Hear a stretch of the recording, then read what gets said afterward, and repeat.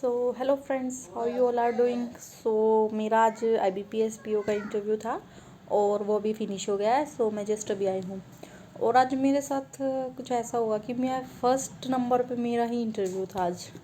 Even मेरा था तो थर्ड नंबर, बट मेरे से पहले दो लड़कियाँ थी, उनका कुछ डॉक्यूमेंट में कुछ प्रॉब्लम थी, तो इसलिए मेरा फर्स्ट नंबर पे मेरा इंटरव्यू हुआ। मैंने कहा ये तो मेरे साथ गड़बड़ होगी, बिल्कुल फर्स्ट नंबर पे मैं ही जाऊँगी। सो चलिए बताती हूँ मेरा इंटरव्यू कैसा गया। तो मेरा इंटरव्यू सबसे पहला था, मैं अंदर गई, मैंने उनको good morning ma'am, good morning sir wish किया। उसके बाद उन्होंने मुझे बैठने के लिए बोला।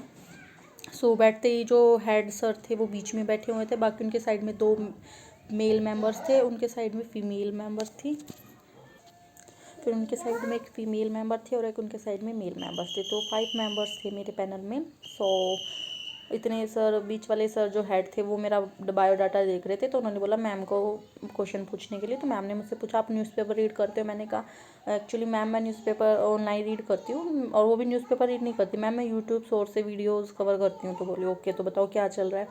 तो मैंने उनको बताया सर अडानी के शेयर्स में अभी जो मार्केट में जो ज़्यादा न्यू है वो उसके शेयर्स चल रहे हैं, एंड और टर्की में जो अर्थक्वेक आया उससे रिलेटेड।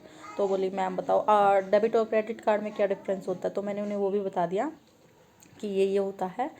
सो उसके बाद सर ने, जो हेड थे, उन्होंने मुझसे क्वेश्चन पूछना स्टार्ट हुआ कि 2018 में ग्रेजुएशन किया तो इतना आपके गैप क्यों आया हो आपके एजुकेशन में।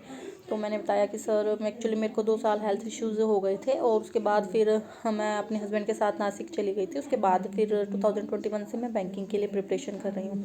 तो बोला ओके सर। फिर उन्होंने मुझसे पूछा कॉलेज कहाँ से किया। तो मैंने बता दिया सर मैंने हिंदू गर्ल्स कॉलेज से अपना कॉलेज प्रिपेयर वगैरह किया है। तो बोले ओके।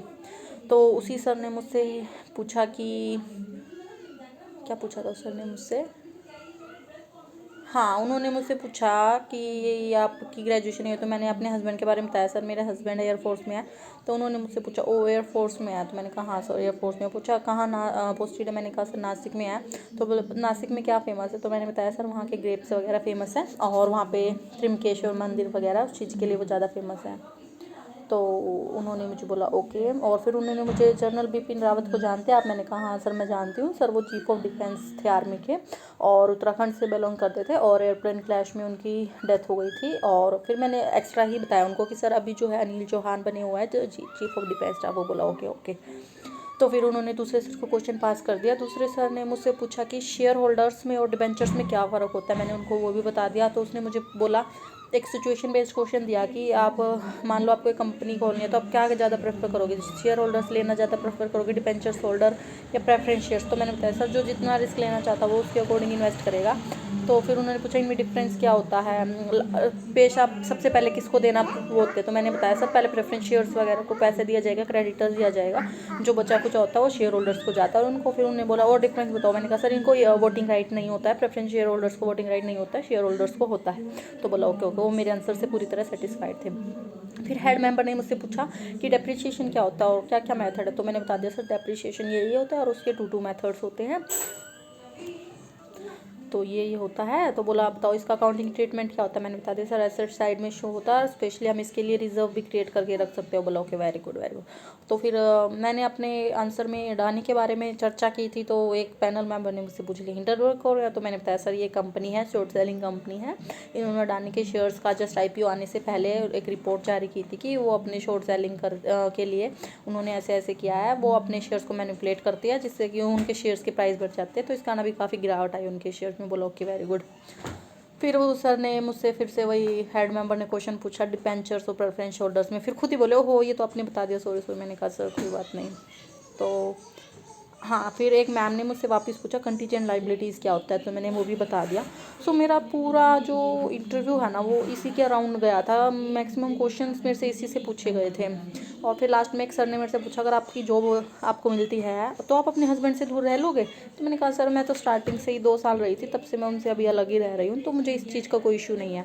तो फिर वही सर ने मुझसे, हेड मेंबर ने बोला कि बताओ सोनीपत क्यों फेमस है। तो मैंने बता दिया सर सोनीपत जो है मुरथल पर जो उनके ढाबाज है वो उनके लिए फेमस है। सुखदेव। तो बोला सुखदेव का पूरा नाम क्या है। मैंने कहा सर उसका पूरा नाम अमृत सुखदेव है। तो बोला वो सर हंस के दूसरे मेंबर से बात करने लगे। तो वो ऐसे बोलने लगे दूसरे मेंबर्स को कि सर मैं तो पूरे हरियाणा में, चंडीगढ़ में, सब जगह मैं घूमा हुआ, तो मुझे पता है सुखदेव के बारे में। मैंने कहा यस सर, वो फेमस है हमारे वहाँ पे काफ़ी। तो बस उन्होंने मुझसे यही पूछा और बोला ऑल द बेस्ट बेटा, आप जा सकते हैं। तो मेरा इंटरव्यू लगभग 9 to 10 मिनट्स चला है।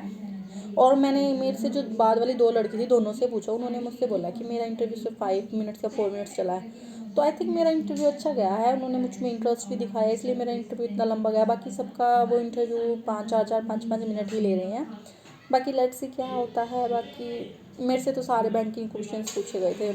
इवन उन्होंने मुझसे इंट्रोडक्शन भी नहीं पूछा, मैं अपने इतना अच्छा इंट्रोडक्शन प्रिपेयर करके गई थी। But let's see, hope for the best. आपका अगर कोई भी डाउट है तो आप मुझसे पूछ सकते हैं, मैं श्योर आपको आपके क्वेश्चंस का आंसर करूँगी। Thank you friends.